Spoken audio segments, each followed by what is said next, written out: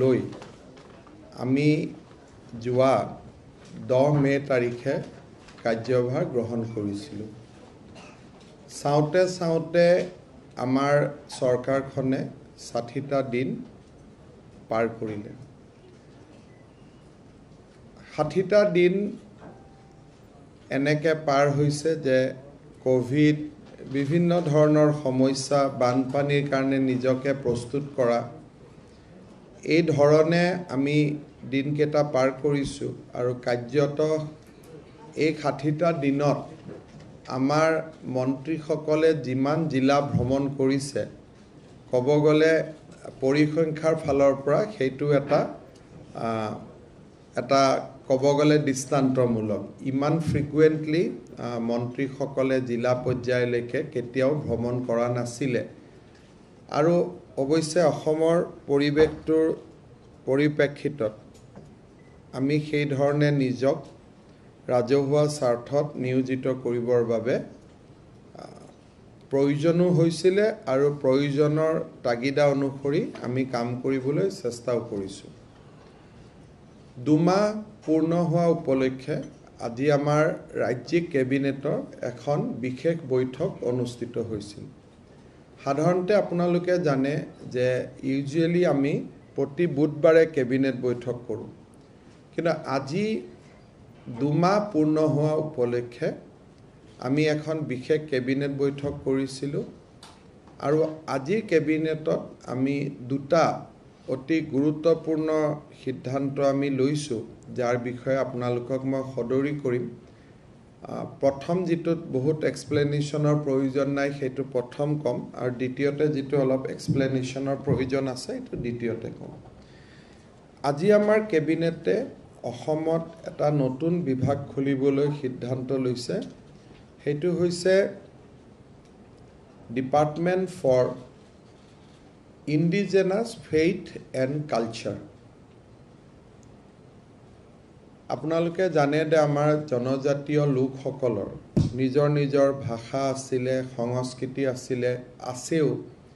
তেওঁলোকৰ নিজৰ ধৰ্মীয় বিশ্বাস আছে। কিন্তু চৰকাৰৰ আনুষ্ঠানিক সহায়ৰ অভাৱত, আৰু এই জনজাতীয় লোকসকল এনেকুৱা যে তেওঁলোকৰ আৰ্থিকভাৱে তেওঁলোক সম্পদশালী নহয়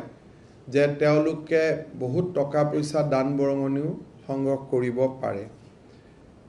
বাথৌ হওক, ব্ৰহ্ম হওক, দনিয়পলু হওক, বা আমাৰ চাহ বাগিচাৰ বিভিন্ন ধৰ্মীয় বিশ্বাসকে হওক, আমাৰ মৰাণ মটক সমাজৰ ধৰ্মীয় বিশ্বাসে হওক, ৰাভা মিচিং সমাজৰ ধৰ্মীয় বিশ্বাস হওক, সাংস্কৃতিক পৰম্পৰা হওক, গীত মাত, গোটেইখিনিক আমি সংৰক্ষণ আৰু সংবৰ্ধনৰ কাৰণে এই ডিপাৰ্টমেণ্টটো আমি খুলিবলৈ সিদ্ধান্ত লৈছোঁ, যে department for indigenous faith and culture. মই আমাৰ কেবিনেটে বিত্তমন্ত্ৰী ডাঙৰীয়াক অনুৰোধ কৰিছে যে ডিপাৰ্টমেণ্টটো যিহেতু নতুন আৰু এটা আমি মহান উদ্দেশ্যলৈ ডিপাৰ্টমেণ্টটোত আগবাঢ়িছোঁ, তেখেতে যাতে আমাক ডিপাৰ্টমেণ্টৰ কাৰণে এটা ছাবষ্টেঞ্চিয়েল বাজেট এলোকেশ্যন কৰে। কি কৰে কি নকৰে we have left it to her, but আমি কেবিনেটে ৰিকুৱেষ্ট কৰিছোঁ যাতে এটা ভাল বাজেট এলোকেশ্যন এটা তেখেতে যাতে কৰে, যাৰ পৰা আমি এই ডিপাৰ্টমেণ্টটোৰ উদ্দেশ্য আমি সফল কৰিব পাৰিম। আজি আমাৰ কেবিনেটত কেইবাটাও ফাইনেন্সিয়েল আৰু এডমিনিষ্ট্ৰেটিভ ৰিফৰ্মছৰ ওপৰত আমি যুগান্তকাৰী সিদ্ধান্ত কিছুমান গ্ৰহণ কৰোঁ। আপোনালোকে জানে যে এতিয়া আমাৰ চৰকাৰৰ স্কিমছ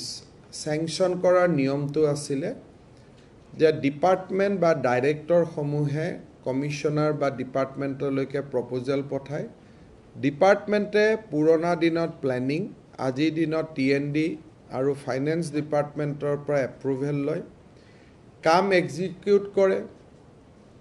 প্ৰত্যেকটো কাম যিমান শতাংশ এক্সিকিউট হৈছে তাৰ বিপৰীতে DDOই বিল বনায়, ডাইৰেক্টৰলৈকে আহে, ডাইৰেক্টৰৰ পৰা ছেক্ৰেটেৰিয়েটলৈকে আহে, ছেক্ৰেটেৰিয়েটৰ পৰা বিত্ত বিভাগলৈকে যায়, আৰু বিত্ত বিভাগৰ পৰা পুনৰ DDOলৈকে টকা মুকলি কৰি দিয়া যায়। এই গোটেই ব্যৱস্থাটোৰ আমি এটা ফাণ্ডামেণ্টেল পৰিৱৰ্তন আনিব খুজিছোঁ। সেইটো হ'ল যে 2 কোটি টকা পৰ্যন্ত প্ৰতিখন স্কিম ডিপাৰ্টমেণ্টেল কমিটি এটাই এপ্ৰুভেল কৰিব। সি আৰু বিত্ত বিভাগ বা প্লেনিং বা TND বিভাগলৈকে যাব নালাগে। ডিপাৰ্টমেণ্টেল কমিটিটো হেড কৰিব ডিপাৰ্টমেণ্টৰ কমিশ্যনাৰ এজনে আৰু বিভাগীয় মন্ত্ৰীৰ অনুমোদন অনুসৰি এই 2 কোটি টকাৰকৈ তলত যিকোনো আঁচনি তেওঁলোকে আৰম্ভ কৰিব পাৰিব। 2 কোটিৰ পৰা 5 কোটিলৈ প্ৰতি শুক্ৰবাৰে এখন ষ্টেণ্ডিং ফাইনেন্স কমিটিৰ মিটিং বহিব, য'ত মুখ্য সচিবে পৌৰোহিত্য কৰিব আৰু এই ষ্টেণ্ডিং ফাইনেন্স কমিটিৰ ৰিজলিউশ্যনখিনিয়ে অনুমোদন হ'ব। তাৰ পিছত আৰু বিত্ত বিভাগ বা প্লেনিং বিভাগলৈকে কোনো নথি যাব নালাগে আৰু এই বৈঠকখন প্ৰতি শুক্ৰবাৰে অনুষ্ঠিত হ'ব for project up to 2 to 5 crores। For projects 5 crores to 100 crores, বিত্ত মন্ত্ৰীৰ পৌৰোহিত্যত এখন স্পেচিয়েল ষ্টেণ্ডিং ফাইনেন্স কমিটি হ'ব, য'ত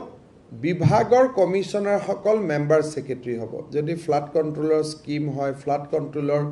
কমিশ্যনাৰজন, এগ্ৰিকালচাৰৰ স্কিম হ'লে এগ্ৰিকালচাৰৰ কমিশ্যনাৰজন, তেওঁলোক মেম্বাৰ ছেক্ৰেটাৰী হ'ব। আৰু 5 কোটিৰ পৰা 100 কোটিৰ যিকোনো স্কিম এই স্পেচিয়েল ষ্টেণ্ডিং ফাইনেন্স কমিটিখনে এপ্ৰুভ কৰিব। ফাইল ক'তো যাব নালাগে। ডাইৰেক্টলি প্ৰতি বৃহস্পতিবাৰ এই কমিটিখনৰ মিটিং হ'ব। ডাইৰেক্টলি মিটিঙলৈকে এজেণ্ডা আহিব, মিটিঙত এপ্ৰুভ কৰিব and that is the final approval. আৰু ক'তো যাব ফাইল নালাগে। কোনো এটা ষ্টেজতে ফাইল প্লেনিং বা ফাইনেন্স ডিপাৰ্টমেণ্টত যাব নালাগে। যদি 100 কোটি টকাতকৈ ওপৰত প্ৰপ'জেল হয়, ডিপাৰ্টমেণ্ট পোনে পোনে কেবিনেটত আহিব। আন কোনো ডিপাৰ্টমেণ্টৰ ভিউ লোৱাৰ প্ৰয়োজন নাই যে এইখন মোৰ এষ্টিমেট, এইখন মোৰ প্ৰজেক্ট, মই কেবিনেটত অনুমোদন লৈছোঁ। 2 কোটিলৈকে ডিপাৰ্টমেণ্ট নিজে, 2 কোটিৰ পৰা 5 কোটি চিফ ছেক্ৰেটাৰী, 5 কোটিৰ পৰা 100 কোটি বিত্তমন্ত্ৰী, 100 কোটিৰ ওপৰত কেবিনেট। ইয়াত নথি ক'তো নাযায়, অনলি এজেণ্ডা। অৰ্থাৎ গোটেই ব্যৱস্থাটোত যিটো আমাৰ সঁচাসঁচি আমি ৰেড টেপিজিম, আমোলা কেন্দ্ৰিক আমি কওঁ, এতিয়া কোনো ডেপুটি ছেক্ৰেটাৰীৰ তলত আৰু কোনেও ফাইলটো নেদেখিবই। It will begin with the desk officer, directly go to the meeting, মিটিঙৰ পৰা এপ্ৰুভেল হ'ব। অৱশ্যে প্ৰত্যেকটো আঁচনিৰ অনুমোদন হোৱাৰ পিছত, কমিটিবিলাকত অনুমোদন হোৱাৰ পিছত ডিপাৰ্টমেণ্টেল মিনিষ্টাৰে অনুমোদন কৰিব।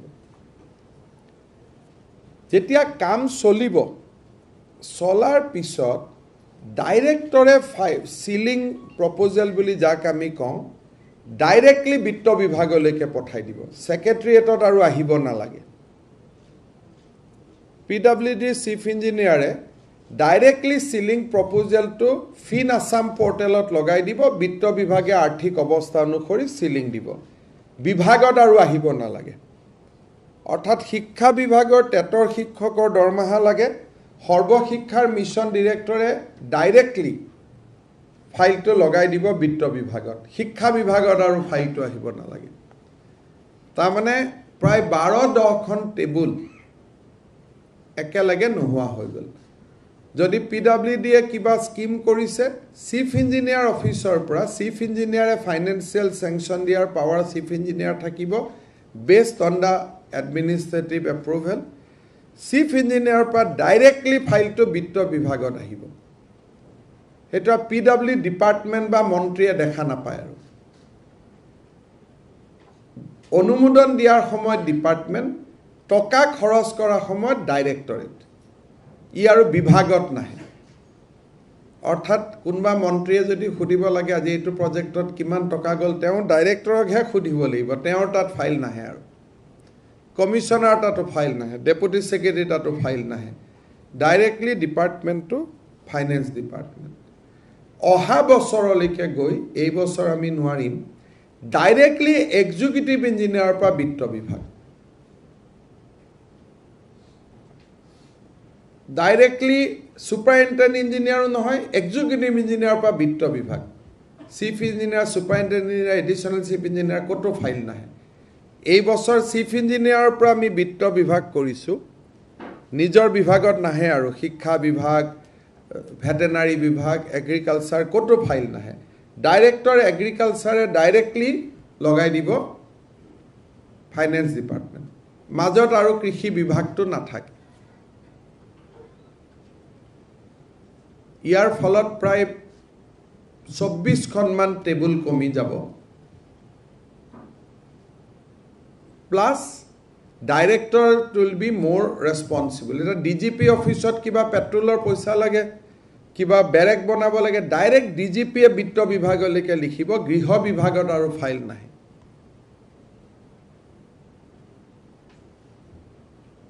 চ' এইটোৰ ফলত আমাৰ ডিপাৰ্টমেণ্টত কাম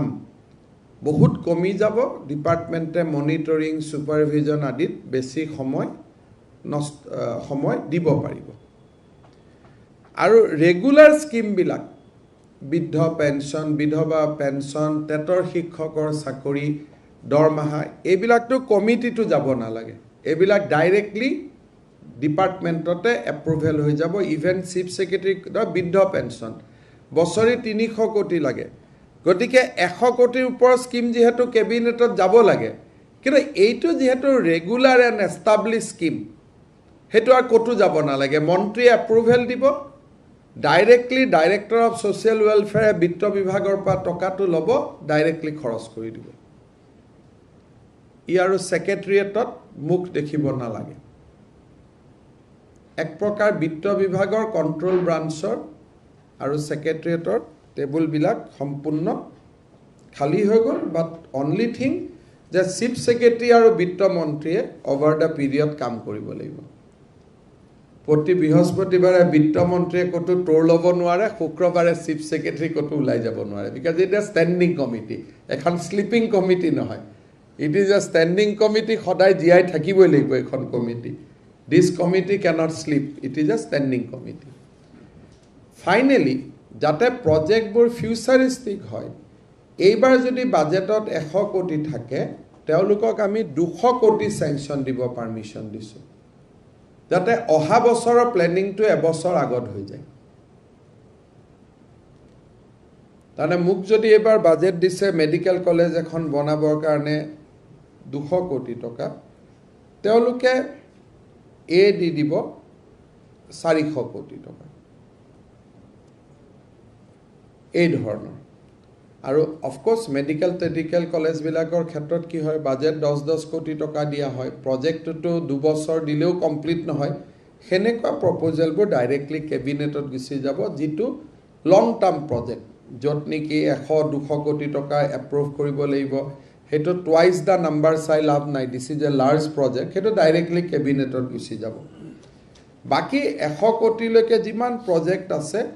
টুৱাইচ দ্য বাজেট তেওঁলোকে দিব পাৰিব আৰু ডাঙৰ প্ৰজেক্ট হ'লে ডাইৰেক্টলি তেওঁলোকে গুচি যাব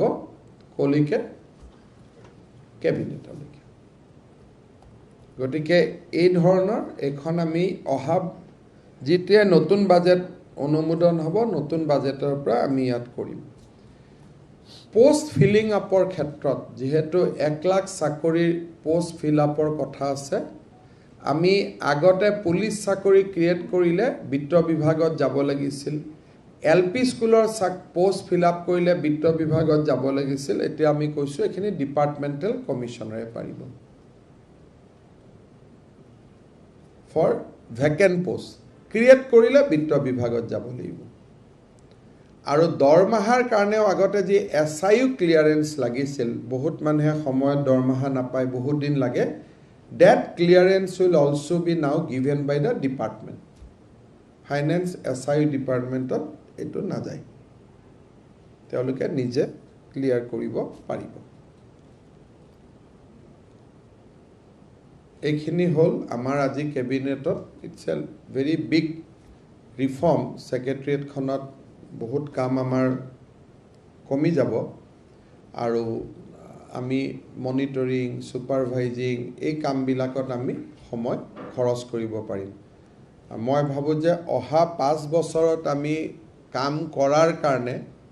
আমাৰ যেটো ব্যৱস্থাই কেতিয়াবা হাত বান্ধি দিয়ে কাম কৰিব নোৱাৰি আজি we are completely bringing a huge administrative reforms যাৰ পৰা আৰু আমাৰ project বনোৱা implement কৰাত আমাৰ অসুবিধা নহয় if we have money then we will be able to do something পইচা নহলে তো একো কৰিব নোৱাৰি এটো আৰু উপায় নাই পইচা থাকিলে আমি সব কৰিব পাৰিম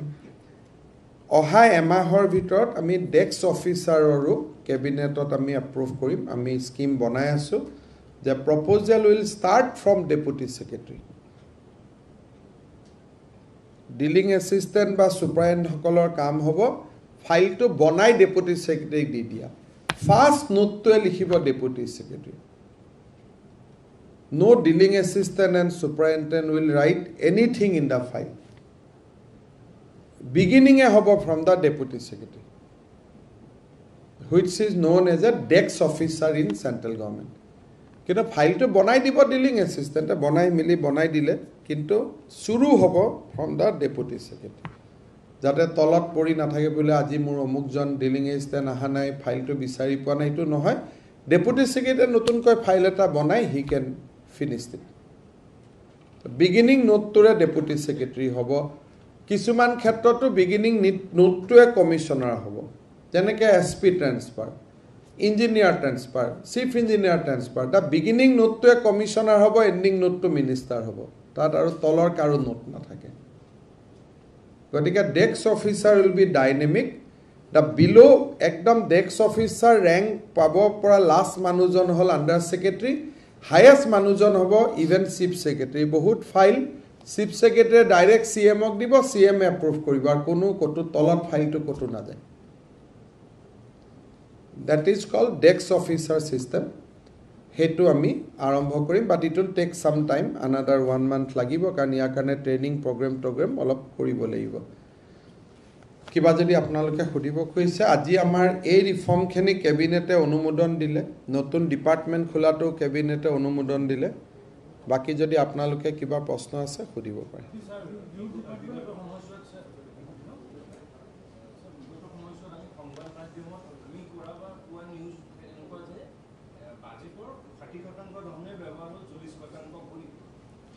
খুৰি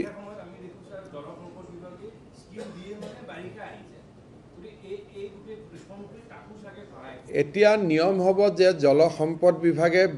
বৃহস্পতিবাৰ আৰু শুক্ৰবাৰটো ব্যৱহাৰ কৰিলে হ'ল তেওঁলোকৰ যেটো ফাইল কটো এটা বজি না থাকে খেদনাখনৰ ফাইল খেদনাখনে চেজ হ'ব কিবা যদি ভুল লেখে চিফ সেক্ৰেটাৰী লগে লগে কৈ দিব যে ইয়াতো আপোনাৰ শিলৰ দাম বেছি লিখিছে কাঠৰ দাম বেছি লিখিছে ঠিক কৰি লৈ আহক নেক্সট বৃহস্পতিবাৰে এটো ঠিক হৈ যাব but now no deputy secretary will decide it will be decided by either chief secretary or finance minister tane eta highest level toller levelot aru query hoi na thake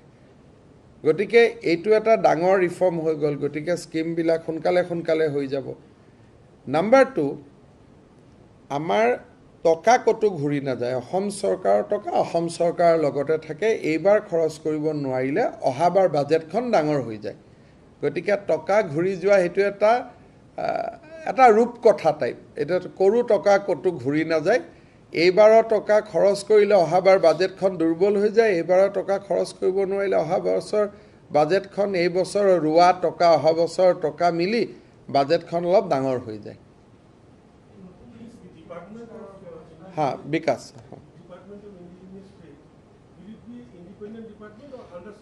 It will be a independent department, but obviously it will be under some minister. But it will not under any ministry. It will be a pure independent department. It will be not under Department of Culture or Department of WPTBC. It will be a independent department. নতুন budget যিদিনাখনৰ পৰা implement হ'ব সিদিনাখনৰ পৰা এই ব্যৱস্থাটো implement হ'ব আৰু আপোনালোকে জানে যে আমাৰ 16 তাৰিখে বিত্তমন্ত্ৰী ডাঙৰীয়ানিয়ে প্ৰথম বাজেট দিব এইটো কাৰণে দিনটো আমাৰ কাৰণে খুব ইম্পৰ্টেণ্ট যে প্ৰথম মহিলা বিত্তমন্ত্ৰী বাজেট দিয়া অসম বিধানসভাত এই ক'লো না যে tribal culture tribal faith tribal সংস্কৃতি এইখিনিক চকু দিয়া তাক পৃষ্ঠপোষকতা কৰা তেওঁলোকে ৰাস্তা ঘাট নবনায় এতিয়া ধৰক WPTBC ডিপাৰ্টমেণ্টে ৰাস্তা ঘাটো বনায় স্কুলো বনায় এওঁলোকে সেইবিলাক নকৰে this department will be only for faith and culture in the budget session, apart from the budget, what are the other prominent bills which we can expect that the government plans to table? There are a lot of bill basically from the finance department on reform side like allowing e-filing, e-salans, etc. And apart from that, we are going to pilot that cow protection bill. Well, Uttar Pradesh government has brought the first draft of the population control bill, which debars people from benefits who are having more than 2 child, and in fact giving benefits to those who are having 2 child or even 1 child. In fact, incentive sterilization, voluntary sterilization option, and also benefiting in the private sector, not in the government sector. So what we have to say on it, because we are also mandated in the same. Our bill is already approved. We have not done through this is legislative route. We have piloted a bill in the assembly, or resolution in the assembly. Assembly has approved our resolution long back. But unlike many other state government, we are distributing scheme in 3 ways. One is the basic scheme which will be availed by everybody, irrespective of number of children. Like Pradhan Mantri Awas Yojana, it will be for all. But maybe MFI loan exemption up to 4 child. Maybe মই কোৱা নাই যে হেতু হ'ব এটো ক্ষেত্ৰত নহয় normal ধৰক কৈছো যে it is A scholarship to education তাত কোনো চাইল্ডৰ কথা নাই যোনে চাইল্ড আছে but if we start a housing scheme we may say it is up to 2 child so we will have some basic scheme which will be open to all and we will have some scheme which will be open only to 2 child. And regarding voluntary sterilization and all these things, you can expect some very big announcement in our budget on towards population control. And we have also already our service rule is passed that children up to 2 children 19 years of age, all these things already there. I will take another press conference because we are going to notify that in a month or so. Ours is already in place, but UP is trying to do it through an act. We have done that through resolution in assembly.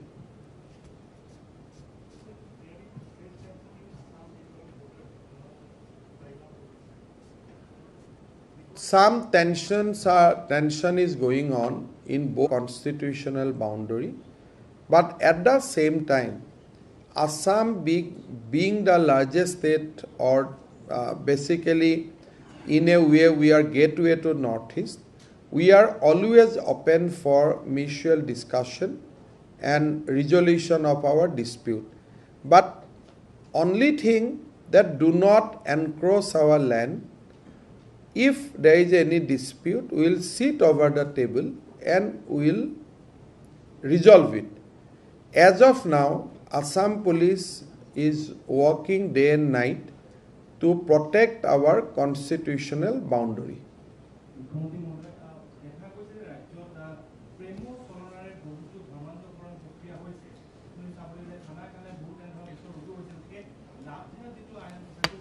আমাৰ ভাৰতীয় জনতা পাৰ্টিৰ election মেনিফেষ্টোত এই বিষয়ে উল্লেখ আছে 2 মাহে যথেষ্ট নহয় এইবাৰ আমি কাউ প্ৰটেকশ্যন বিল অহা মাহত পপুলেশ্যন লাহে লাহে আমি লাভ জেহাদ শব্দটো কোৱা নাই প্ৰবঞ্চনাত হিন্দুৱে হিন্দুকো প্ৰবঞ্চনা কৰিব নালাগে এইটো নহয় যে অকল প্ৰবঞ্চনাটো মুছলমানে হিন্দু কৰিলেহে লাভ জেহাদ হয় মোৰ মতে হিন্দু ছোৱালীকো বিয়া কৰিবৰ কাৰণে হিন্দু লৰাইও যদি প্ৰবঞ্চনা কৰে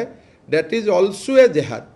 শব্দটো যি নক সেইকাৰণে মই জেহাদ আদি শব্দক মই বিশ্বাস নকৰো কিন্তু প্ৰবঞ্চনাৰ বিৰুদ্ধে আমি কাম কৰিম আইন আহিব কিন্তু আইনখন এনেকুৱা নহয় যে অকল এখন মুছলমানৰ বিৰুদ্ধে হ'ব হিন্দু লৰাই যদি চিটিং কৰি হিন্দু ছোৱালীকো বিয়া কৰাই সেইটোৰ ওপৰতো যাব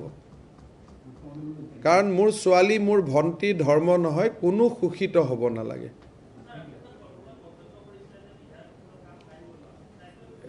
এটো মই কি কম সংবিধানতে লিখা আছে এটোনো মই কি কম এটা তেওঁলোকে সংবিধানখন বদলাই লওক মইনো কি কৰিম তাতে লিখাই আছে লেজিসলেচাৰ অসমীয়াটো কি বিধায়কৰ অসমীয়াটো কি এটা মইনো কি কম হেতুটো মোৰ কথা নহয় মই এজন উকিল হিচাপে যি সংবিধানত শিকিছো এটুকে গাই দিছো বিধান মণ্ডল বিধান সভা মানে কি বিধান এটোটো কোনো মই বনোৱা কথা নহয় হেকানে মন্ত্ৰী পৰিষদ বিধানসভাৰ ওচৰত দায়বদ্ধ আমি বিধায়কক উত্তৰ দিব লাগে কি কি কৰিলো কি কি কৰা নাই বিধায়কসকল হল আমাৰ মালিকে কাম কৰা লৰা কাম নকৰে নহয় কাম কৰা লৰা কাম কৰি মালিকক ৰিপৰ্ট কৰিব যে স্যাৰ এখিনি কাম আমি কৰিলো এখিনি কাম আমি কৰা নাই এটা বিধায়কসকলক আমি মালিকৰ পৰা তলত কেনেকে নামাম বুজি পালে নে কথাটো এতিয়া তাৰ মাজত আমি মিলাজুলাৰ ভিতৰত সবে কিছুমান কাম লগ বন্ধুৰ ভিতৰত চলি থাকে কিন্তু আইনটো আইনেই নহয় সংবিধানখন আমি কোনে বদলাব পাৰিম তেতিয়া এটো লিখা থাকিব যে প্ৰতি সমষ্টিত বিধায়ক নহয় এজন কাৰ্যকৰী এক্সিকিউটিভ আমি ভোট দিব লাগিব আমিতো বিধায়ককহে ভোট দিও যাতে এতিয়া গোপালক আইন গোৰক্ষণ আইন এইবিলাকৰ ওপৰত আইন বনোৱা কামটো হল বিধানসভা সাবঅৰ্ডিনেট লেজিসলেশন বনাব ৰুলস বনাব ৰেগুলেশন বনাব মন্ত্ৰী কন্ট্ৰোল কৰিব মন্ত্ৰীৰ মালিক বুজি পালে এটো ৰাজনীতি বিজ্ঞানৰ ফাৰ্স্ট চেপ্টাৰটো এইটো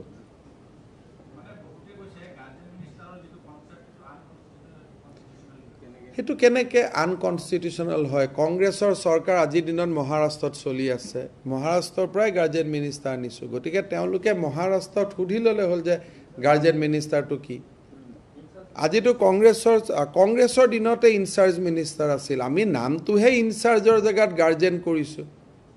এটোতো ইনচাৰ্জ মিনিষ্টাৰ দিয়া নিয়মটোতো হিতেশ্বৰকীয়া চৰকাৰৰ পৰাই অসমত চলি আছে আমিতো কোনো নতুন কৰা নাই খালি আগত যেনিবা ইনচাৰ্জ অকল জিলাত নগৈছিল আজিকালি আমাৰ মন্ত্ৰীবিলাক ঘনাই জিলাত যায় এটা মন্ত্ৰী জিলাত যাব নোৱাৰে বুলি আৰু কোনো 144 ধাৰা নাই আছে নি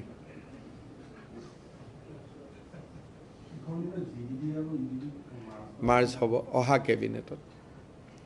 যতীন হাজৰিকাৰ এখন কমিটি আছিলে 2005ত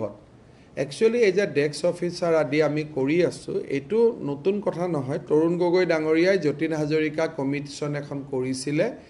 তেওঁলোকে ৰিপৰ্ট বিলাক ইমপ্লিমেন্ট নকৰিলে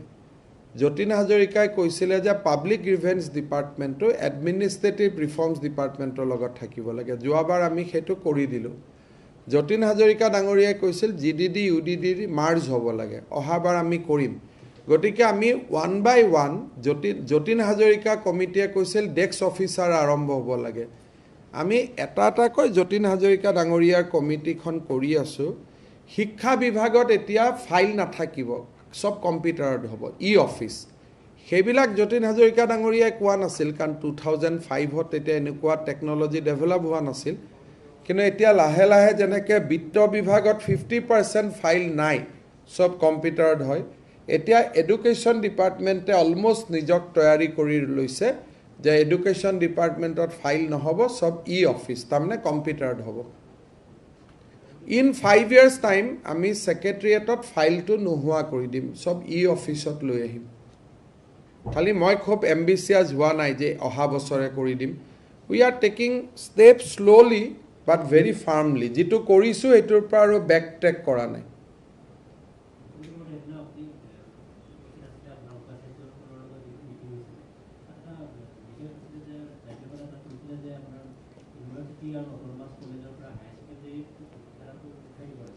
তেখেতে মুকু কৈছে আমি কৈছো যে এটো কেবিনেটত আমি সিদ্ধান্তলে আপোনাক জনাম কিন্তু আপোনাৰ পৰামৰ্শটো আমি বিবেচনা কৰিম কিন্তু মই ভাবো যে it will take another year's time কাৰণ এবাৰ কোভিডৰ সময়ত আমাৰ সিট নাথাকিব কাৰণ এবাৰটো সব লৰাই মেট্ৰিক পাস কৰিব গতিকে এইবাৰ অকনমান হয়তো তেখেতৰ পৰামৰ্শটো মনাত অসুবিধা হ'ব কিন্তু পৰামৰ্শটো খুব যুক্তিপূৰ্ণ গতিকে হয়তো অহা বছৰৰ পৰা আমি 2022-23 পৰা তেওঁৰ পৰামৰ্শটো আমি মানিব লাগিব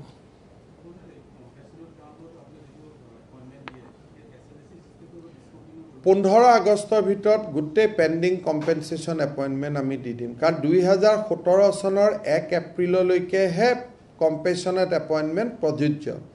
এডুকেশন ডিপাৰ্টমেন্টক বাদ দি আৰু কোনো ডিপাৰ্টমেন্টকে পুৰণা দুই এটা কেছ বাদ দি জমা নাই গতিকে সেইখিনি ডাইৰেক্ট মিনিষ্টাৰে দি দিব বুলি মই কৈ দিছো যে এছএলএসি নালাগে আৰু কাৰণ কেইটামান কেছে বাকি আছে 15 আগষ্টৰ ভিতৰত এডুকেশনে এপইন্টমেন্টখিনি দি দিব পাৰিলে অসমত আৰু অনুকম্পামূলক নিযুক্তিটো 90% নোহোৱা হৈ যাব 10% একা দুকা কেছ থাকিব এখিনি আমি চাই দিম কাৰণ 17 চনৰ পিছত কোনোবা মৃত্যু হলে পৰিয়ালটোৱে কৰ্মচাৰীজনৰ পূৰ্ণ দৰমহা পাই থাকে কম্পেনসেশনত এপইন্টমেন্টৰ নিয়ম আৰু এতিয়া নাই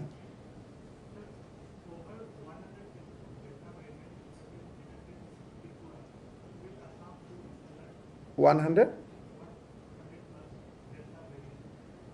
Delta variant we have from beginning. Delta plus we don't have. But Delta plus we are doing genomic sequence. But as of now we do not have Delta plus. But Honorable PM is taking a meeting on vaccination status of northeastern state on Tuesday at 11 o'clock. He is going to have a VC with the northeastern states. 7খন জিলা উদ্বেগৰ কাৰণ হৈ আছে ডিব্ৰুগড় জোৰহাট গোৱালপাৰা শোণিতপুৰ তেজপুৰ লখিমপুৰ কিছু পৰিমাণে নগাঁও মৰিগাঁও আৰু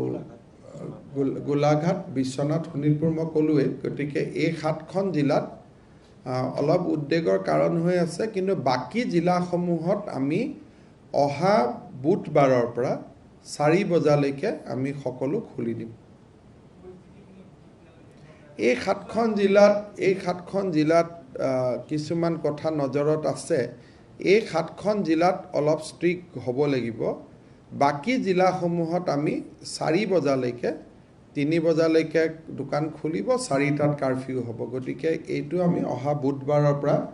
বাকি সকলো জিলাত কৰিম কিন্তু যত 100ৰ ওপৰত কেছ আছে তাতে নকৰো মেট্ৰোত আছে ঠিক মেট্ৰো ডাঙৰ সিটি কাৰণে মেট্ৰোত আমি ষ্টেটাসটো 250 ৰাখিছো 250ৰ ওপৰত গলে চাব লাগিব কিন্তু কামৰূপ যেহেতু ডাঙৰ সিটি ইকোনমিটো ইয়াত বহুত ডিপেন্ড কৰে গতিকে 250 লৈকে আমি ৰাখিছো আৰু কামৰূপ মেট্ৰো বুলি যিবিলাক কেছ আমি ৰিপৰ্ট কৰো সব কামৰূপ মেট্ৰোৰ কেছ নহয় নলবাৰী বৰপেটাৰ পৰা যি মেডিকেলত আহে মেডিকেলতো চিনাক্ত হয় নাৰ্সিং হোমতো চিনাক্ত হয় গতিকে মেট্ৰোৰ নিজৰ কেছ যোৱা কালিও 170 হৈ আছে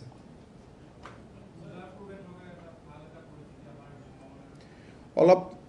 এই 7খন জিলাৰ ওপৰতে ডিপেন্ড কৰে এই 7খন জিলাত আমি ডিসি সকলক ষ্ট্ৰিক কৰি কাম কৰিব দিছো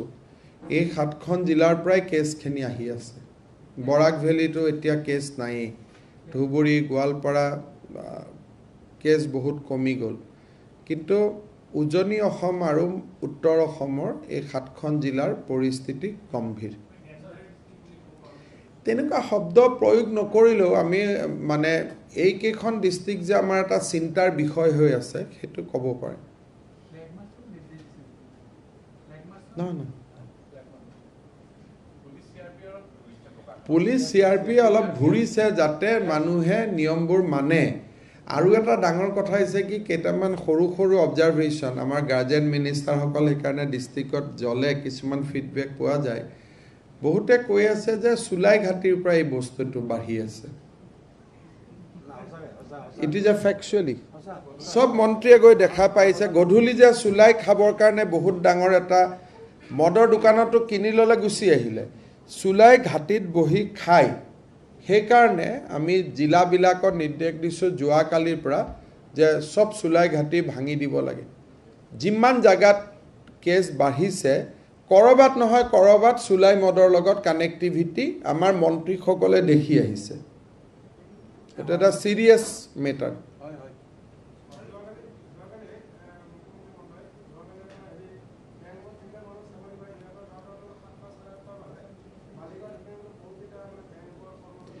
অলপ হক দিয়ক যদি একদম পাতলা পাই যায় কোভিডে ধৰিব গতিকে অকনমান পুলিচে অলপ যে টাইট আছে পজিশনত আছে সেইটো গম পাই থাকিলেহে কোভিড নিয়ন্ত্ৰণ হৈ থাকিব যদি সেইবিলাক আমি ৰিপৰ্টিং কৰো দুমাহত আৰু কোভিড বাঢ়ি আহিব গতিকে কাৰো ওপৰত বেয়া কথা ক'ব নালাগে বেয়া ভাবিব নালাগে কাকো বেয়া কথা ক'ব নালাগে কিন্তু পুলিচে বুজোৱা যিটো নিয়ম সেইটো চলি থাকিব লাগে নহলে অসুবিধা হৈ যাব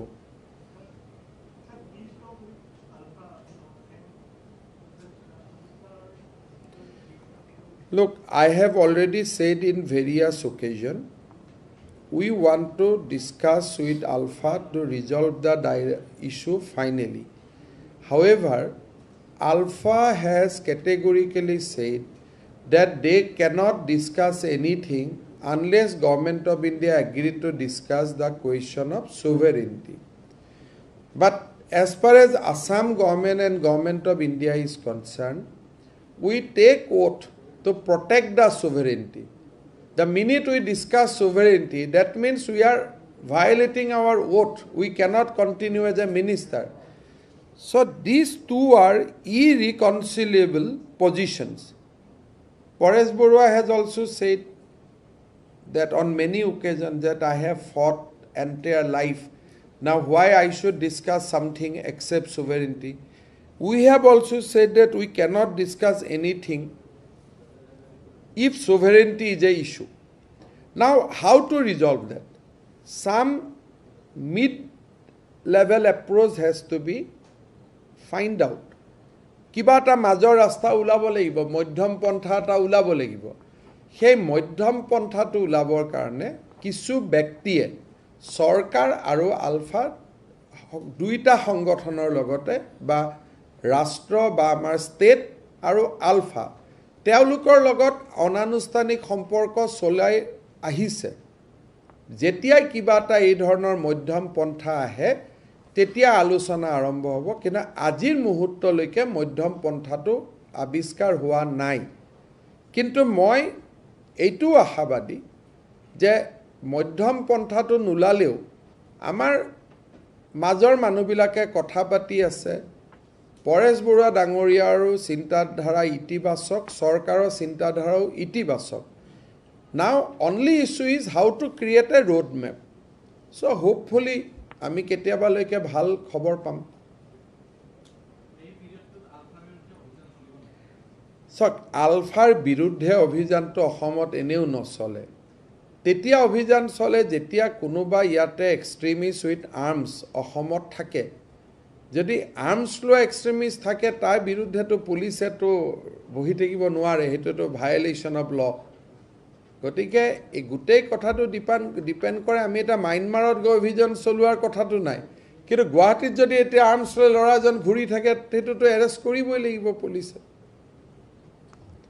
কাৰণে কোনো অভিযানৰ শব্দটো নাই যে একদম বন্দুক বাৰুদ লৈ আমি জংগলত সোমাই যাম তেনেকুৱা কথা নাই but at the same time you cannot allow a militant to roam around within the state of Assam that is the law and we have to protect the law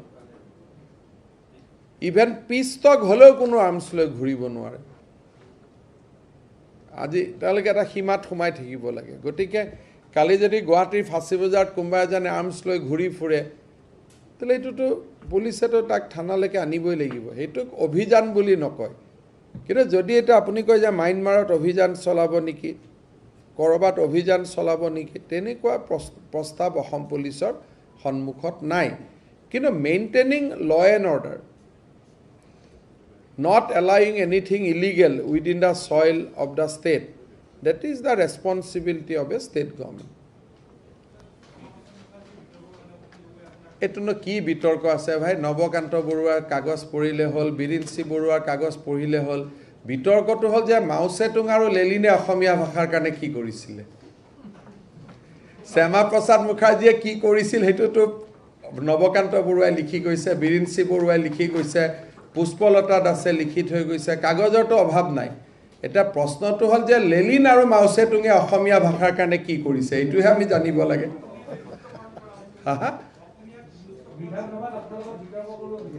কোন? মই লেনিন আৰু মাও ছেতুঙৰ লগত বিতৰ্ক কৰি ল'ম না। বিধানসভাত ইণ্ডিপেণ্ডেণ্টে 2 মিনিটেই পাব। এইবিলাক ইয়াত নচলিব দেই, এয়া চিধা কথা। কংগ্ৰেছে 1 ঘণ্টা, বিজেপিয়ে 2 ঘণ্টা, ইণ্ডিপেণ্ডেণ্ট 3 মিনিট। তাৰ ভিতৰত যি কয় ক'ব, বাজেটতো অংশগ্ৰহণ কৰিব, চবতে কৰিব। আমিতো ডেমক্ৰেচিক বাধা নিদিওঁ, কিন্তু ডেমক্ৰেচি কেনট বি হাইজেক। ডেমক্ৰেচিটো মানে অট'ক্ৰেচি হ'ব নোৱাৰে, যে ময়ে কম মোকে শুনিব, মোৰ বাদে অসমত কোনো নাই, সেইটো নহ'ব। বুজি পালেনে? আৰে অসমীয়া আৰু হিন্দুটো 5000 বছৰৰ পৰা আগত চলি আছে, মই ৰখাব পাৰোঁ নেকি? হিন্দু এটা প্ৰবাহমান ধাৰা, হিন্দুক আপুনি মই কেনেকৈ ৰখাম? 6000 বছৰত আমিতো তেওঁ আপুনি মই কোনোবা এজনটো হিন্দুৰে ল'ৰা নহয়।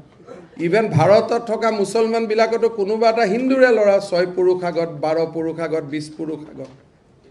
খ্ৰীষ্টান এজনোতো কোনোবা হিন্দুৰে ল'ৰা। গতিকে হিন্দুত্বটো আপুনি কেনেকৈ নোহোৱা কৰিব? হিন্দুত্ব নোহোৱা কৰা মানে মাটিৰ লগত সম্পৰ্কটো কাটি দিব লাগিব, যে যি মাটিত মই জন্ম হৈছোঁ সেই মাটিত মই নাই, হয় নহয়? যেতিয়া বুৰঞ্জী লিখিব তেতিয়াতো আপুনি গংগাৰ কথা লিখিবই লাগিব, আপুনি কামাখ্যাৰ কথা লিখিবই লাগিব, নৱগ্ৰহৰ কথা লিখিবই লাগিব। এইটো আপুনি কেনেকৈ নোহোৱা কৰিব? বুজিলে? সেইকাৰণে এটা কথা আপোনালোকে সকলোৱে বুজি ল'ব লাগিব, যে BJP will not allow democracy to be hijack, but BJP will allow and will welcome participatory democracy. কিন্তু যদি নিজে ভাবে মোৰ বাদে অসমত কোনো নাই, ময়ে কম, ময়ে শুনিম, আমিতো তালি মাৰিবৰ কাৰণে নাযাওঁ নহয় বিধানসভাত।